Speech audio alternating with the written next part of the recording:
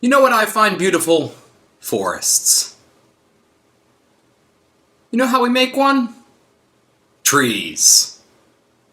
More trees. More trees. Okay, sorry. I let the logic beast out of his cage for a second. Okay, so tautologousness or theoremhood. There is an extended approach to one of these forthcoming, but I thought I would go with something a little simpler than the one we have forthcoming right about now. So, a tautology is something, if you want to use the definition that might not be the most enlightening, but is the strictest. It is true in all circumstances of evaluation. In other words, it's just a sentence that's always true. An obvious one, in formal logic anyway, right, would be in classical, i.e. bivalent formal logic anyway, would be that. P or not P. For every proposition, it's true or it's false.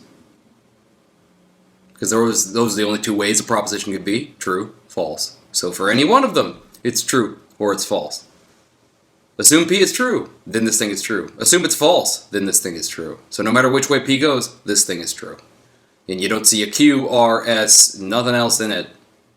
So the way P could be, that's all that determines the truth value of this, and no matter what way P could be, this is true. There are many examples in English as well, which we're going to get to, if not in this lesson, then in future ones. But, alright.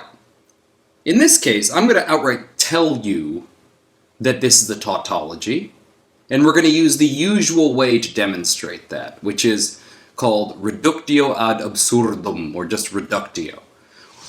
We've already been using it. That's where you assume that what you are attempting to demonstrate is false. In the process of reasoning through from its falsity, you discover that one and the same thing is both true and false. That's a contradiction, and contradictions are impossible in PL. So that demonstrates that the original thing that you're setting out to prove has to be true. In this case, what are we trying to prove? Just that this is always true. So let's assume it's false.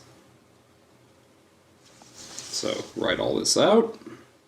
This whole thing, just with an additional layer of parentheses on the outside, and which tells, not the whole thing.